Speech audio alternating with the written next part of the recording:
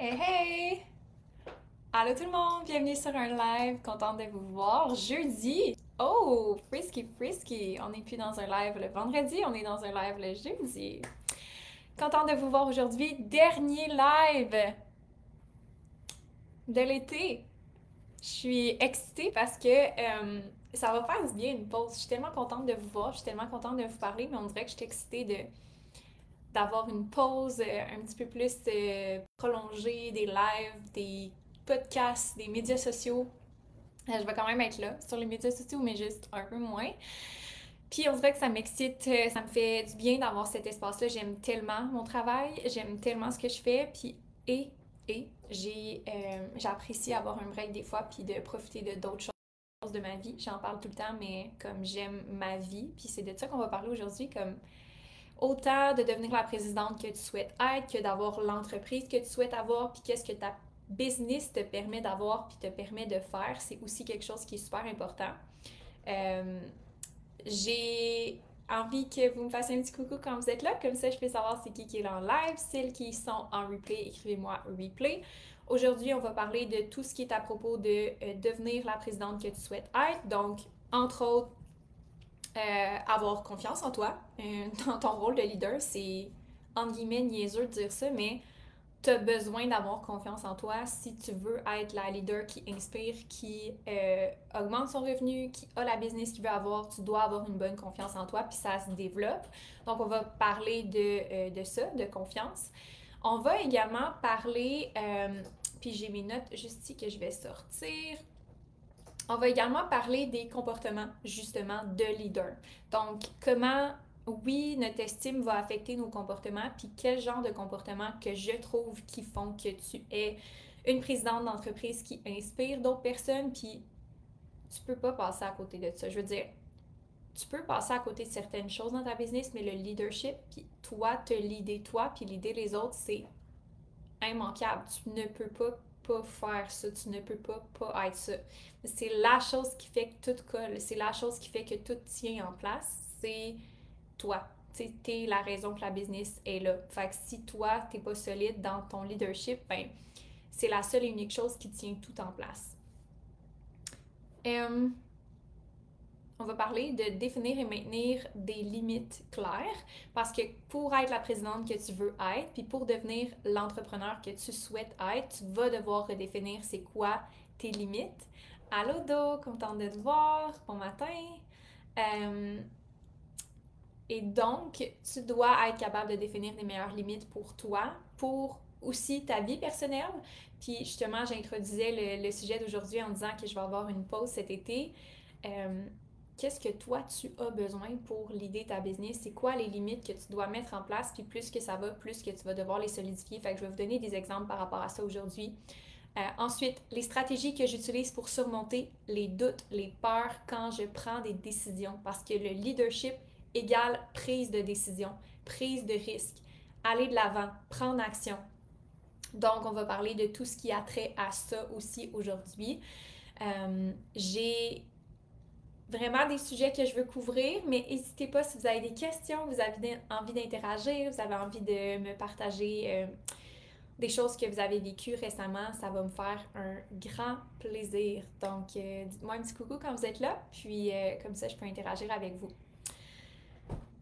Ouais, first thing first, je viens en direct avec toi ce midi. Ah, Stéphanie, comment ça va? Contente de savoir que tu es là. Euh, je suis arrivée un petit 15 minutes en retard au live. J'ai une situation qui va être dans le contexte parfait pour aujourd'hui. Est-ce que vous avez vu ma publication par rapport au magazine Forbes France? C'était cette publication-là sur Instagram où est-ce que je parle que Forbes France m'a contacté, puis ben en fait qui est pas Forbes. Vous allez voir la suite de l'histoire. Puis je raconte un peu qu'est-ce qui s'est passé puis pourquoi j'ai refusé sur Instagram.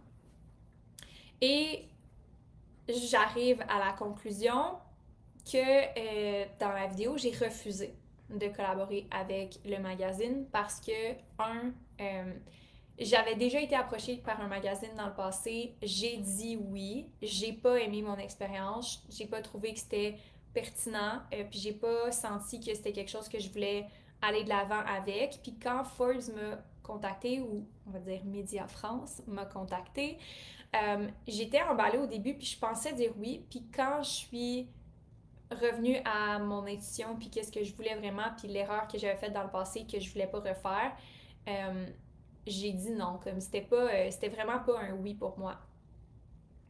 Et je vous dis tout ça parce que ça va avoir un gros lien avec le leadership dont je parle aujourd'hui. Mais j'ai dit non, puis j'ai fait une vidéo par rapport à ça. J'aurais pu m'en tenir à dire non, mais j'ai décidé de faire une vidéo par rapport à ça parce que je voulais donner aux autres femmes le choix de faire un choix différent parce que moi, j'ai appris de mes erreurs, puis je voulais partager mon erreur que j'ai faite, mais l'apprentissage que j'en ai fait aussi. Et c'est ça, faire preuve de leadership, entre autres. Donc, de devenir la présidente que tu souhaites être, c'est, oui, de prendre position, mais de prendre ta place puis de te faire confiance dans ce leadership-là. Puis je pense que la version de moi, il y a 2 ans, aurait jamais fait ça. Je pense pas que j'aurais eu le guts de faire ça. Puis la confiance, bien honnêtement, je pense que, tu sais, sans rien m'enlever, à 26 ans, j'avais vraiment pas la même solidité en qui j'étais, puis en ma valeur, puis en ce que je défendais, puis en ma notoriété, ma crédibilité, tout ce que j'ai bâti à travers les dernières années, j'avais pas ça. Je pense pas que j'aurais fait ça à ce moment-là. Fait que je veux juste vous dire que de devenir la présidente que vous souhaitez être, c'est vraiment d'avoir confiance en votre vision, de vous confiance en vos convictions, confiance en votre mission, confiance en votre vision, confiance assez que vous pouvez pas seulement dire non, puis refuser certaines opportunités parce que c'est pas aligné avec qui vous êtes, mais aussi de stand up puis de le partager publiquement. Donc de le devenir, c'est pas juste de le devenir dans ta tête, tu sais, comme à 26 ans, j'avais l'impression que je pouvais faire ça il y a 2 ans. Je l'étais, cette présidente-là, dans ma tête. Mais de le devenir, c'est d'agir en fonction de qui tu veux être et de l'assumer publiquement.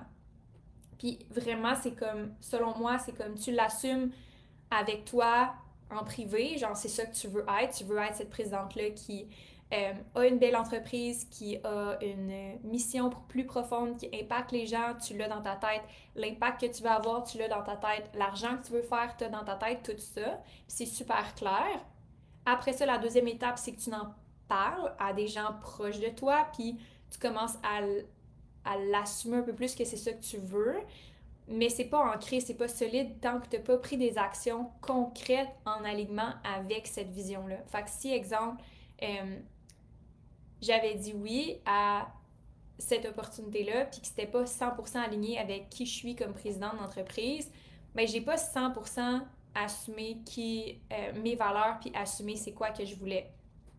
Puis plus loin que ça, j'ai pas été juste à assumer ce que je voulais puis mes valeurs qui sont entre autres, puis je vais y venir un peu pourquoi que celles qui n'ont pas vu le post, vous pouvez demander de quoi que je parle.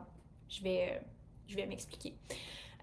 Mais au-delà de ça, je n'en ai parlé publiquement. Donc, j'ai été plus loin que juste faire un choix aligné. J'ai partagé ouvertement où est-ce que je me positionnais par rapport à mes choix, puis j'ai été intègre en fonction de mon choix puis mes valeurs.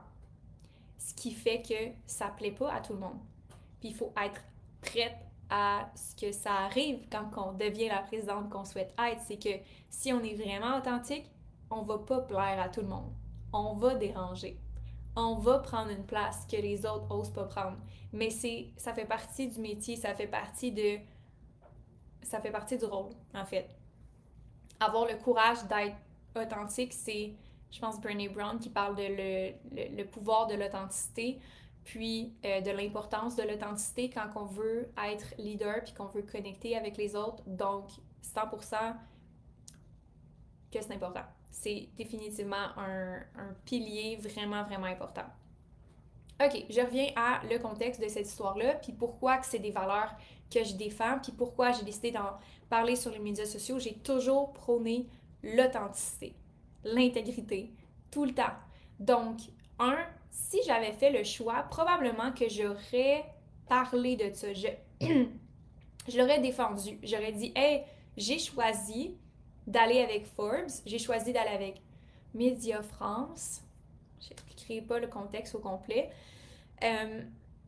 Mais j'ai décidé de payer, je voulais vous le dire de façon transparente, parce que je crois en leur magazine, parce que je crois en leur vision, parce que je crois en leurs valeurs, peu importe, j'ai décidé d'aller de l'avant et de payer pour cette visibilité-là.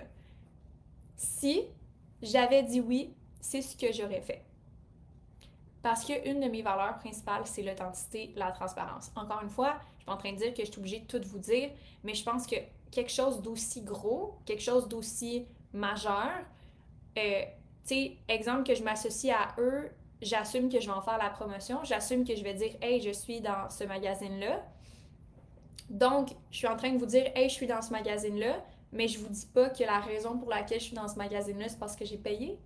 Comme pour moi, c'est un mismatch. Il y a des choses que je suis pas obligée de vous dire, genre qu'est-ce qui s'est passé hier chez nous, ou genre qu'est-ce qui se passe dans ma famille, comme je suis pas obligée de vous dire ça. Par contre, si je suis dans une place publique, puis je fais un choix comme présidente, puis que c'est à moitié une vérité, pour moi, c'est ça qui marche pas. Euh, c'est juste le contexte qui fait pas de sens. Fait que si je suis authentique, je vais partager aussi mon choix de ne pas le faire, mais je veux aussi amener de la transparence dans l'industrie. Puis ça, c'est une autre de mes valeurs, c'est l'intégrité. Et il y a quelque chose à propos de la valeur de...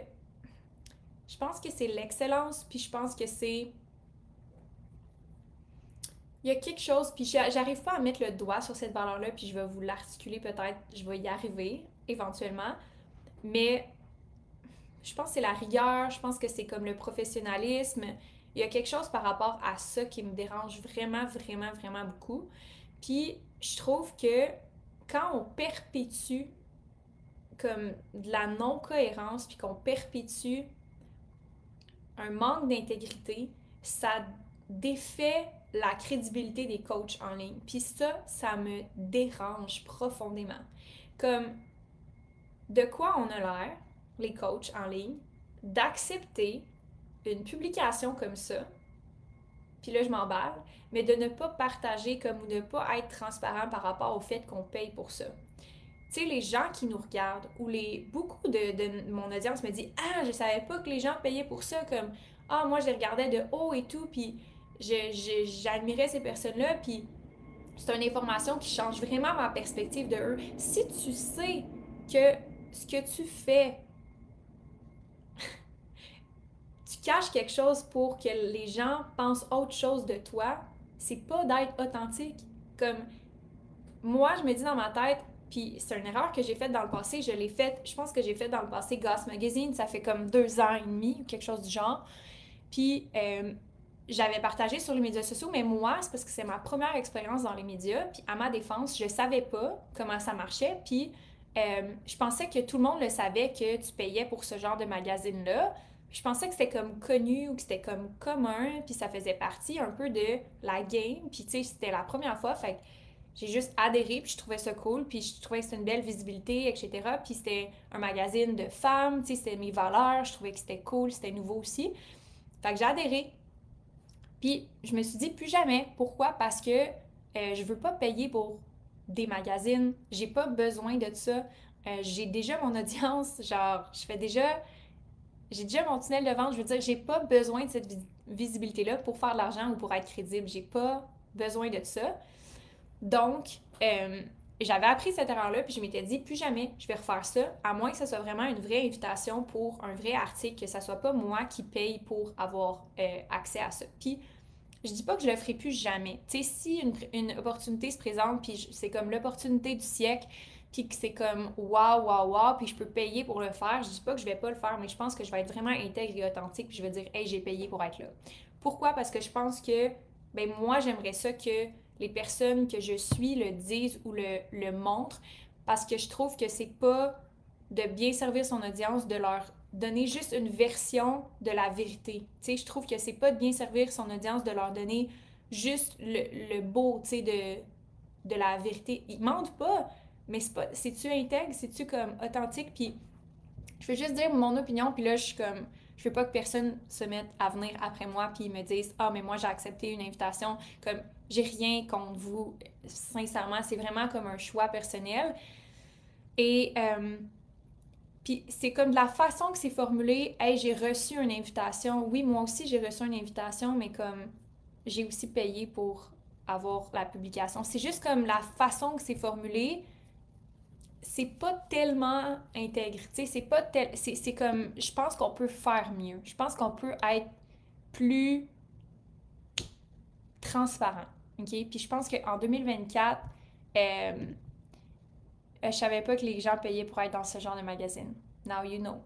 Châtelaine, Clin d'œil, il y en a tellement. Puis c'est correct, mais je pense qu'on est rendu à une étape où est-ce qu'il faut être transparent dans ses business, dans ses pratiques business. Puis je pense que les gens ont besoin de ça. Je pense que les gens veulent ça aussi. Puis personnellement, moi, quand j'apprends ça plus tard d'une marque, ça me fait descendre la confiance de la marque. Euh, tout simplement. Fait que moi, c'est comme ça que je fais de la business. Puis après ça, comme j'ai dit, qui tu veux être comme présidente? Quel genre de place que tu veux prendre? Quelle valeur que tu veux défendre? Quel message que tu veux envoyer? que tu veux envoyer? Quel genre de business que tu veux avoir? C'est toutes des questions importantes. Puis il n'y a rien de bon ou mauvais. Moi, je vous dis mon opinion à moi. Et c'est pour ça que je vous dis, je pense pas que je vais plaire à tout le monde. Je pense que pour les gens qui mon message résonne pas, ça va pas résonner, puis ils vont pas vouloir m'écouter, puis c'est correct. Mais je pense que ça va résonner pour les bonnes personnes, puis c'est ça d'assumer d'être présidente, c'est d'être fidèle à tes valeurs, d'être fidèle à ton opinion, ta vision, de pas suivre la masse parce que tout le monde le fait, tu dois le faire. Je pense pas que c'est ça, tu sais, d'être présidente d'affaires, présidente d'entreprise. Ce que j'entends surtout dans ton discours, c'est l'importance d'assumer notre authenticité et d'être intègre envers nos valeurs par rapport aux choix que tu fais et la posture en tant qu'entrepreneur. C'est exactement ça. Tu sais, je pense pas qu'il y a rien de mal à faire quoi que ce soit. Tu sais, comme mettons que ton marketing, c'est ça. Tu fais de la presse, tu fais des médias, tu bâtis, même si tu as une entreprise en ligne, je pense qu'il y a des bénéfices à aller chercher des magazines extérieurs. Mais pour moi, c'est de faire à croire aux gens. C'est ça qui me dérange. C'est juste assume que c'est ça ton choix, comme assume que c'est ça que tu fais, puis c'est correct, tu sais, dans un sens.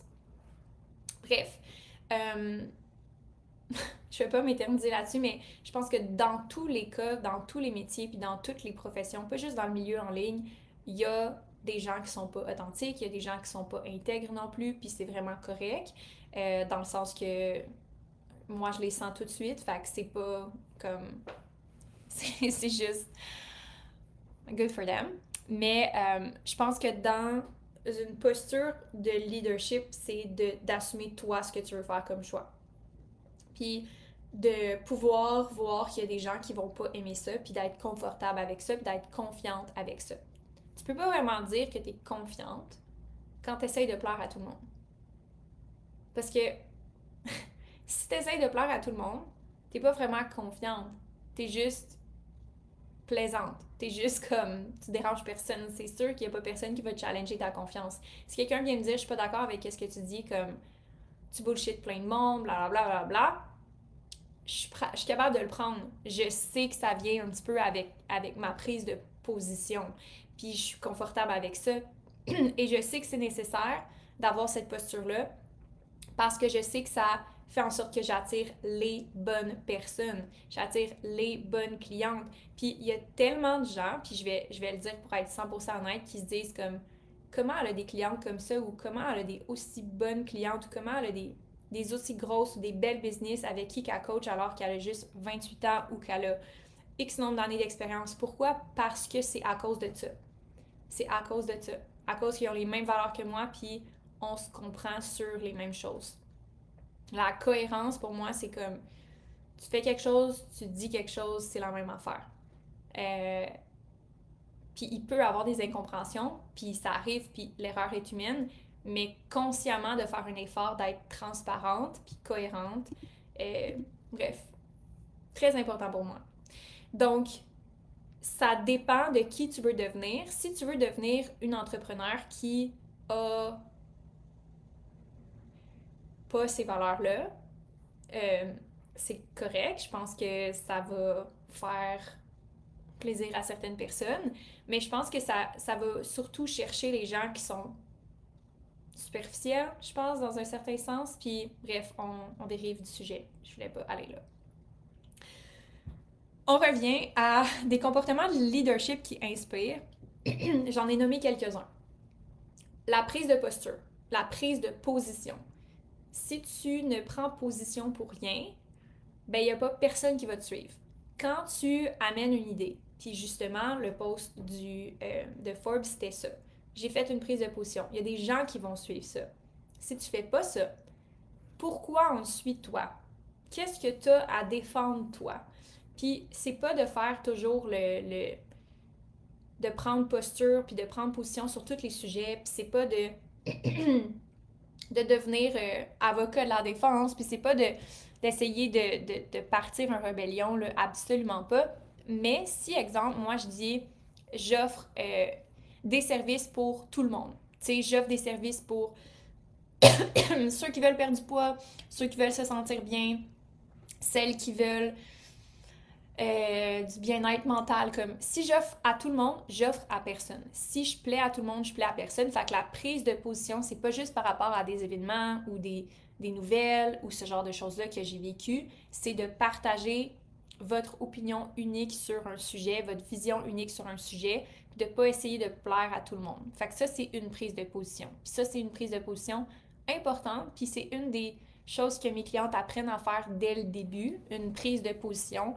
Pas nécessairement une niche, mais juste comme assumer c'est quoi que tu veux faire. Assumer c'est quoi que tu veux dire.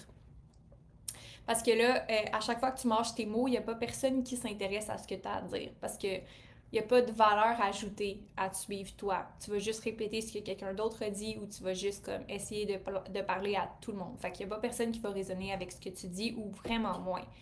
Donc, première chose, prise de posture, ça c'est un comportement en leadership qui inspire les gens à vous suivre, puis inspire à acheter, inspire à vous faire confiance, inspire à vous suivre sur les médias sociaux. Prise de posture. Un autre comportement en leadership qui est vraiment important, c'est la connexion avec les autres. Donc, en ce moment, ce que je fais, je lis vos commentaires, je connecte avec vous, j'apprends à vous connaître, de connaître les gens, de connecter avec les gens, de pouvoir avoir justement des valeurs communes, des intérêts communs, mais de partager authentiquement. Donc, c'est une position de vulnérabilité à être président d'entreprise, c'est une position de vulnérabilité d'être leader. Parce que tu es exposé à tes défauts, tu es exposé à des commentaires, tu es exposé à des connexions qui vont peut-être pas tout le temps être positives envers toi. Mais c'est de connecter avec les gens de façon, oui, humaine, mais de t'exposer, d'être vulnérable avec ces connexions-là. Fait que si, exemple, moi, je vous partage en ce moment, puis je fais juste vous dire, hey, je vous donne des conseils, ou hey, voici 3 trucs pour. Puis c'est correct, ça a sa place, mais je pense qu'il y a un niveau de vulnérabilité à être leader puis se mettre de l'avant, que ce soit avec son équipe, peut-être pas avec son audience. Je pense qu'il y a une limite avec des fois son audience, où est-ce qu'on peut aller, mais que ce soit avec son équipe, que ce soit avec ses clients, s'exposer à partager son produit, son service. Il y a une certaine vulnérabilité là-dedans de juste dire hey, je mets ça, je mets mon cœur, je mets mon âme, je mets ma tête, je mets tout ce que j'ai puis j'offre quelque chose au monde. C'est très très vulnérable. Et donc un comportement en leadership qui inspire, c'est cette vulnérabilité-là. Tu sais, on parle de courage. Pourquoi qu'on dit courage? Parce que la personne se met dans une position de vulnérabilité. Donc, il n'y a pas de vulnérabilité, il n'y a pas de courage s'il n'y a pas de vulnérabilité. Je vais répéter ça. Il n'y a pas de courage s'il n'y a pas de vulnérabilité. Tu ne peux pas être courageux si tu ne te mets pas dans une position de vulnérabilité. Je ne vais pas être courageuse de me lever le matin. Tu sais, je ne suis pas courageuse de me servir un café. Il n'y a pas de vulnérabilité là-dedans. Je suis courageuse de prendre une décision difficile puis de partir de mon emploi. Parce que je me mets dans une position de vulnérabilité. Je suis courageuse de me mettre devant mon enfant pour le protéger d'un auto. Parce que je me mets dans une position de vulnérabilité. Donc, il n'y a pas de courage sans vulnérabilité. Et donc, comme leader, si tu veux être perçu comme quelqu'un de courageuse, parce que c'est ce qui inspire les gens, c'est le courage, entre autres, parmi d'autres choses, tu dois accepter d'être vulnérable. D'une part ou d'une autre, tu ne seras pas parfaite. D'une part ou d'une autre, tu vas avoir des journées difficiles. Tu vas arriver dans un meeting, tu vas avoir les yeux pleins d'eau. Tu vas arriver dans un meeting, tu vas avoir une nuit plus difficile. tes faiblesses vont ressortir, les gens vont te le souligner, il va falloir que tu le prennes, il va falloir que tu l'acceptes pour t'améliorer. Fait que tout ça sont des comportements de leadership qui inspirent les gens. Et oui, la prise de position, oui, la vulnérabilité slash le courage, mais je dirais aussi l'ambition. Puis, toutes les femmes qui sont ici, là, toutes les femmes qui sont ici, vous croyez que c'est quelque chose qui intimide. Vous croyez que c'est quelque chose peut-être, qui dérange. Puis qu'il faudrait pas que vous ayez trop pour être une bonne leader. Mais c'est pas vrai. Plus que vous êtes ambitieuse, plus que les gens vont vous suivre. Parce que les gens ont besoin de cette vision-là, ont besoin d'une direction. Puis si vous avez l'air de savoir où est-ce que vous en allez, même si vous n'êtes pas nécessairement 100% certain de où est-ce que vous en allez, si vous avez une ambition, si vous avez une vision, si vous savez où est-ce que vous voulez aller, même si c'est pas 100% décidé d'avance, ça va propulser les gens à vous suivre, à vous aider, à vouloir faire partie de ce mouvement-là. On a besoin des leaders qui vont diriger cette vision-là, puis ça prend de l'ambition. Donc, si vous êtes comme « Ah ouais, j'ai une petite business, ouais, tu sais, oui, c'est ça, je fais un peu d'argent. » Puis qu'on vous voit pas avoir de l'ambition, comment les autres vont se joindre à vous? Comment les autres vont comprendre que vous voulez aider plus de gens? Comment les gens vont vouloir rejoindre vous qui avez plus d'impact? Et donc, de partager, pas juste d'être ambitieuse, mais de partager votre ambition, de ne pas avoir peur de ces grandes ambitions-là, puis de pouvoir l'exprimer clairement, votre grande ambition. Encore une fois, c'est très vulnérable de se mettre dans cette posture-là, de partager vos grandes ambitions. Ça demande du courage, mais ça demande aussi un gros travail de confiance en soi pour être capable de assumer ça, assumer ses désirs, assumer c'est quoi qu'on veut. Donc, tu peux pas avoir de l'ambition si tu n'assumes pas que c'est ça que tu veux. Et je vais vous partager quelque chose de vraiment très vulnérable aujourd'hui. Mais, truth, dans les dernières années, et même encore, je dirais aujourd'hui, j'étais beaucoup tiraillée entre mon identité d'entrepreneur et de blonde, future maman, identité de femme, vraiment. J'avais l'impression que les deux étaient difficiles à mettre ensemble. J'arrive à trouver un meilleur équilibre, mais pour celles qui me suivent depuis un bon moment, je me suis lancée en affaires, à temps plein, j'avais 24 ans, 23. J'ai eu 24 ans, j'ai eu une business rapidement à multiples chiffres. Dès ma première année, dès mes premiers mois en business, j'ai fait 100 000. J'ai fait plus de 100 000 en 6 mois. Puis rapidement, dans ma première année, j'ai fait multiples chiffres comme coach d'affaires. Donc, j'ai eu un succès, entre guillemets, rapide, qui a été beaucoup de travail dans les années précédentes. Donc, je pense pas que j'associe ce succès rapide-là à juste 6 mois. Mais c'est vraiment tout ce que j'ai bâti avant, dans mes business précédentes. Mais j'ai eu un succès vraiment rapide. Et je dirais que ça a été beaucoup dans mon énergie masculine au début, beaucoup dans le go, go, go, action, action, action, what's the next step, on continue, on travaille plus fort, on en met plus, on en fait plus, jusqu'à ce que je me retrouve vraiment épuisée. Puis que j'arrive devant un mur, puis que je fasse comme « Oh, c'est pas ça que je veux. Je ne veux pas poursuivre dans cette direction-là. » Donc, j'ai réévalué vraiment de quoi ça aurait l'air, puis j'ai réévalué comment je voulais le faire, parce que je voulais pas que ça continue comme ça. Puis je me suis demandé, OK, qui je souhaite être? Qui je souhaite être comme femme? Qui je souhaite être comme entrepreneur? Qui je souhaite être comme blonde, comme sœur, comme fille, comme amie? Puis j'ai pas envie de vivre ce que je vis en ce moment, c'est désagréable, je me sentais fatiguée, je me sentais moins motivée, j'étais comme, c'est pas ce que j'imaginais. Tu sais, j'ai vécu beaucoup de succès, je faisais beaucoup d'argent et c'était pas comme ça que je voulais le faire. Fait que je me suis dit, je veux continuer de faire cet argent-là, je veux continuer d'en faire plus, mais je veux pas que ça soit de cette façon-là. Et le tiraillement qui a été vraiment présent pour moi dans ces années-là, ça a été de shifter la façon que je faisais les choses à quelque chose de plus en alignement avec mon énergie féminine, quelque chose de plus en alignement avec mon flow, un petit peu plus en alignement avec ma créativité, un peu plus en alignement avec qui j'étais vraiment. Puis de trouver l'équilibre entre les deux, tu sais, de trouver l'équilibre entre cet entrepreneur-là et la femme que je veux être dans toutes les autres sphères, puis d'essayer de naviguer entre ces deux identités-là qui sont les deux importantes pour moi. Je pense que c'est ça que j'en arrive à la conclusion, mais le tiraillement de ces deux parties-là de moi a été vraiment présent dans les dernières années. Et je dirais qu'il y a eu beaucoup de moments que j'étais comme ah, je suis tellement bien dans mon énergie féminine, je suis tellement bien dans comme une énergie qui est relaxe, dans une énergie qui est en alignement, que je me demandais si c'était pas comme juste ça que je voulais, comme juste être sans avoir des grosses ambitions, juste être comme bien là-dedans. Puis ça a été comme beaucoup de réflexion à voir comme je veux-tu croître la business, je suis juste bien où est-ce que je suis en ce moment.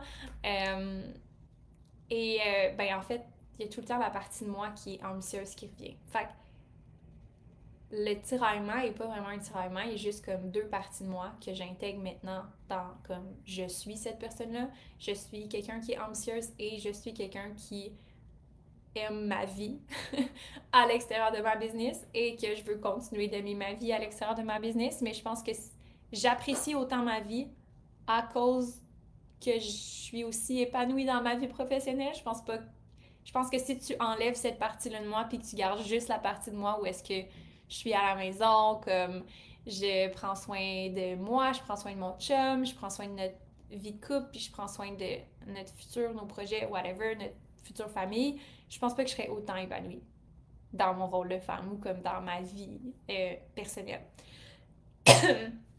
Puis c'est pour ça que je fais un lien avec l'ambition en ce moment, d'assumer que vous avez cette ambition-là, d'assumer que ça fait partie de vous, d'assumer que c'est comme une partie de votre identité comme présidente, puis de pas avoir peur de ça. Puis des fois, c'est un processus, comme j'ai dit, ça fait plusieurs années que je suis dans ce processus-là, puis que j'assume de plus en plus en fait, que j'assume complètement, là, mon ambition depuis plusieurs années, mais que je la solidifie, puis je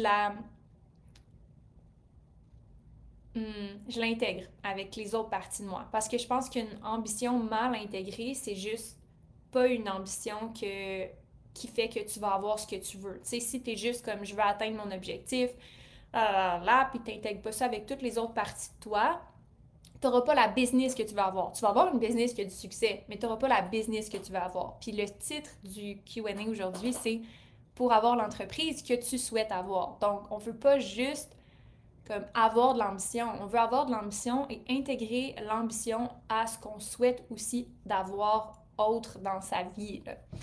Est-ce que tu dirais que ta qualité et ton épanouissement dans ta vie perso est plus importante que prof entrepreneur? Très bonne question, Stéphanie. Puis tu as dit aussi la maîtrise de notre identité dans notre évolution égale la clé de ton alignement et ton épanouissement. Tellement. Je pense qu'il y a un gros travail identitaire puis justement de confiance quand tu deviens présidente, tu t'exposes à des clients, à une communauté, à une équipe, puis ça te pousse à évoluer, ça te challenge vraiment, il y a des défis qui viennent puis des opportunités qui se présentent à toi, puis il faut que tu fasses des choix, fait qu'il faut que ton concept de toi est fort, il faut que ton concept de toi-même soit solide. Si ton concept de toi est plus ou moins solide, tu sais pas vraiment qui t'es, tu sais pas vraiment c'est quoi tes valeurs, tu sais pas vraiment comme les différentes facettes de toi, puis tu les as pas explorées, je trouve que c'est vraiment plus difficile. C'est pour ça que je trouve qu'être en business, c'est comme le meilleur projet de développement personnel. Et je vais faire un petit lien avant de répondre à ta question, Stéphanie. Pour celles qui sont dans le Human Design, mon Human Design, c'est Manifesting Generator. MG, puis je crois, là, si je me trompe pas, 1, 3. Fait que but dans la vie comme Manifesting Generator. Je sais pas si vous croyez à ça ou peu importe, mais c'est comme un test de personnalité, mais basé sur l'année ou puis le mois puis la journée que tu es né. Et mon but dans la vie, c'est d'enseigner, donc de partager puis d'approfondir puis de maîtriser mon sujet d'expertise. C'est vraiment ça mon but. Ah, Manifesting Generator 1-4. Fait que tu vas te retrouver dans le 1, Stéphanie. Mais tu sais, c'est de maîtriser mon art, de maîtriser mon expertise, d'aller en profondeur, d'être vraiment experte dans ce que je fais. Puis c'est ce que j'ai fait dans les dernières années. Je veux dire, j'ai que mangé de la business en ligne depuis 5 ans, comme les meilleures stratégies de lancement, les meilleures stratégies ads, les médias sociaux, les systèmes en ligne, les équipes en ligne. Comme j'ai vraiment été en profondeur dans tout ça. Et je continue de le développer. Puis il y a une curiosité intellectuelle profondément difficile à satisfaire. Comme quand je plonge dans un sujet, je vais juste comme tout savoir. Puis je vais vraiment vouloir maîtriser ce sujet-là. Fait que ça, c'est quelque chose que aussi mes clientes me disent, comme comment ça tu sais autant d'affaires, comme mais je sais pas. Juste comme je suis tellement curieuse que je finis par apprendre plein d'affaires sans m'en rendre compte. C'est vraiment un de mes buts dans la vie d'enseigner ce que j'apprends aussi. Donc de transmettre mes connaissances, pour ça que j'ai autant de facilité. Ben, c'est pour ça. J'ai autant de facilité à faire du contenu, à coacher, etc. J'aime vraiment transmettre cette information-là puis sentir que c'est une force que j'ai qui est utile à quelqu'un d'autre. Et le 3, pas le 4. Le 3, c'est le test et erreur. Donc, l'essai-erreur, je suis vraiment quelqu'un qui aime ça le vivre par moi-même. J'aime ça le tester par moi-même. Même si j'ai un coach, j'ai un mentor, j'ai quelqu'un qui est là à côté de moi, je vais vouloir le tester, je vais vouloir l'essayer, puis je vais vouloir apprendre de mes erreurs. Et j'apprends vraiment bien de mes erreurs. Comme je trouve que c'est la meilleure façon d'apprendre. Puis honnêtement, je suis faite pour être entrepreneur. Là, comme le rôle que j'ai en ce moment, c'est exactement l'alignement que je suis dans mon alignement. Parce que j'adore faire. Ben, j'adore faire des erreurs. J'adore apprendre de mes erreurs. Sur le coup, je déteste faire des erreurs. C'est comme très anxiogène de faire des erreurs pour moi. Et en même temps, j'apprends énormément de ça. Fait que j'ai appris à assouplir un petit peu ma peur de faire des erreurs à travers les années parce que je sais que ça me sert tellement puis que c'est tellement utile pour moi de faire des erreurs parce que c'est comme ça que j'apprends. J'apprends en le faisant, vraiment. Mais tout ça pour dire que je reviens à maîtrise de l'identité. Quand tu te connais autant, quand tu as tellement d'outils de connaissance de toi, c'est tellement plus facile de faire des choix alignés parce que tu sais c'est quoi qui est bon pour toi. Tu sais c'est quoi que tu veux, tu sais c'est quoi que tu veux pas, tu sais dans quel système t'opères bien, dans lequel t'opères pas bien, tu sais dans quel environnement tu flourishes, puis dans quel environnement tu le fais moins.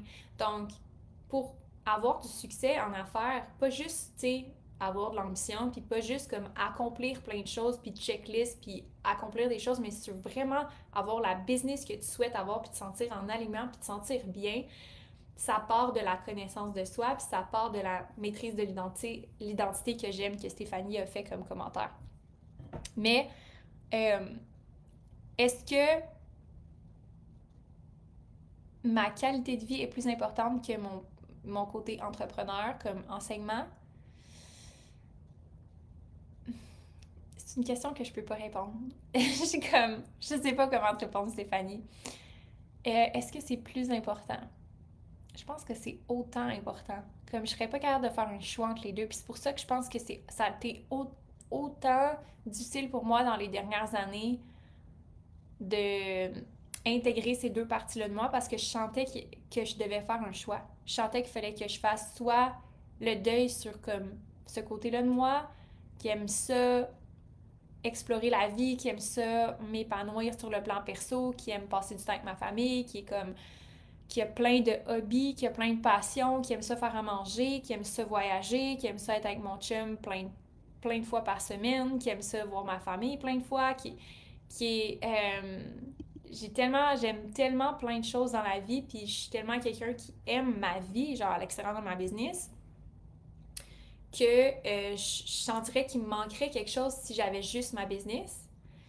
Mais si tu m'enlèves ma business puis j'ai la vie que j'ai sans ma business, il manquerait tellement quelque chose. Je sens que je tournerais en rond puis j'aurais pas de but puis j'aurais pas de raison de me réveiller le matin. Tu sais, on dirait que les deux se complémentent tellement bien. Puis j'aime que tu me poses cette question-là, Stéphanie, parce que je me suis posé la question plein de fois dans les dernières années. Puis je pense que pour moi, c'est vraiment l'intégration de ces deux côtés-là qui sont. Je me vois pas faire autrement que faire les deux. Comme je me vois pas faire juste un ou juste l'autre. Puis je me posais ces questions-là parce qu'on parlait justement de congé maternité, qu'est-ce que je me verrais faire, est-ce que je me verrais mettre ma business sur pause. Puis j'ai aucune idée de qu'est-ce qui va se passer à ce moment-là, mais au meilleur de ma connaissance aujourd'hui, j'ai l'impression que je voudrais en profiter, je voudrais être présente, mais que je pourrais pas faire comme un an à ne pas du tout toucher à ma business. Je pense que je perdrais une grosse partie de mon identité. Puis je pense pas que je pourrais être la meilleure mère présente possiblement pour mes enfants si j'ai pas cette stimulation-là, ce but-là. Oui, mon but va changer, je vais avoir comme justement des enfants à élever et tout, puis probablement que ma mission va être aussi d'élever ces enfants-là, mais je sens pas que je vais être la meilleure mère si j'ai pas moi cet épanouissement-là pour leur transmettre. Tu sais, comme j'ai dit, ma mission, c'est aussi d'évoluer comme personne. Je pense qu'à travers mon rôle de maman, je vais évoluer comme personne. Mais je pense que pour transmettre mes connaissances, pour transmettre mon expertise, ma sagesse et tout à mes enfants, j'ai besoin de moi l'expérimenter pour le partager après. En tout cas, c'est comme ça que je le vois. J'ai l'impression que ça demande une gymnaste d'arriver à demander une gymnastique, d'arriver à s'épanouir perso et pro. Ben écoute, je pense que tout est possible, puis c'est vrai que c'est une gymnastique. Je pense que c'est pas. Tu sais, je pense pas que c'est le. Puis on avait cette conversation-là avec une de mes clientes hier. Je pense que si tu souhaites avoir tout dans la vie, tu peux avoir tout, mais il y a des trade-offs. Il y a tout le temps, en quelque part, où est-ce qu'il faut que tu fasses un compromis. Puis je pense que le compromis, c'est que oui, je me mets beaucoup de pression. Je veux tout avoir ça. Fait que oui, le compromis, c'est que ben, il faut que je sois bonne pour gérer mon horaire. Faut que je maîtrise bien mon temps. Faut que je mette mon énergie à la bonne place parce que je peux pas me permettre. En fait, c'est plus difficile de perdre du temps si je veux m'épanouir autant puis faire différentes choses dans ma vie perso comme mes cours d'équitation, du golf, des activités. Comme il faut que je maîtrise bien mon temps. Il y a des trade-offs partout, tu sais, c'est sûr. Fait que c'est clair que ça joue, là. Puis je pense que quelqu'un qui n'a pas ces ambitions-là va vivre une toute autre réalité qui est totalement valide, mais qui n'est pas du tout ma réalité.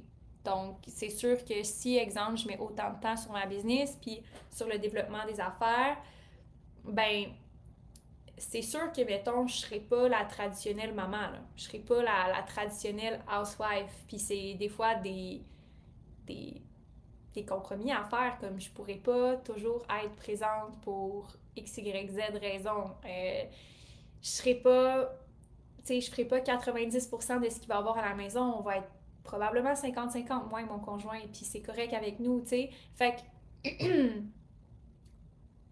je pourrais pas être 100% de maman à la maison. Je pourrais pas faire ce rôle-là, même si, exemple, mon emploi me permet de pouvoir être à la maison puis de profiter de la vie familiale possiblement. Puis là, je parle de. Je suis pas enceinte, j'ai pas d'enfant de planifier du tout. Mais tu sais, je parle dans un concept d'épanouissement personnel. Puis je sais que j'ai beaucoup de mamans ici, là, fait que j'adapte avec le message. En ce moment, ma vie personnelle égale notre vie de couple, égale mes amis, égale ma famille. Mais je sais que ça va prendre une toute autre place quand je vais avoir des enfants. Donc, c'est juste pas. C'est ça. Je sais aussi que mon rôle va pas probablement être un rôle traditionnel de maman à la maison, de comme j'ai 100% des tâches parce que je vais pas m'épanouir là-dedans. Je vais vouloir continuer mon entreprise, je vais vouloir continuer d'éduquer, continuer de partager, continuer d'avoir cette, cet impact-là. En fait, du meilleur de ma connaissance aujourd'hui, au moment où on se parle. Fait que voilà. J'espère que vous avez aimé le live d'aujourd'hui, puis ça a été beaucoup de partage plus personnel, mais j'ai adoré la conversation parce que je pense que ça vous a montré, que pour être la présidente que vous souhaitez être, il y a un paquet de comportements à adopter qui vont être importants à adopter si vous voulez vous démarquer. Que si vous souhaitez avoir l'entreprise que vous souhaitez avoir, ça va passer à travers assumer à 100% vos ambitions, puis pour le faire à votre façon, apprendre vraiment à vous connaître, savoir quel est votre fonctionnement, puis comment ça fonctionne le mieux pour vous. Voilà, puis il n'y a pas une façon, OK? Il y a plein de façons. Mes clientes sont toutes différentes, ils ont toutes des belles business, puis il y a plusieurs façons de réussir. Sur ce, on se retrouve à mon retour de congé. Très, très contente d'avoir été avec vous aujourd'hui. Et on se retrouve vers la fin de l'été pour la reprise des lives sur le groupe Facebook. Merci d'avoir été là et à très, très bientôt. Bye tout le monde!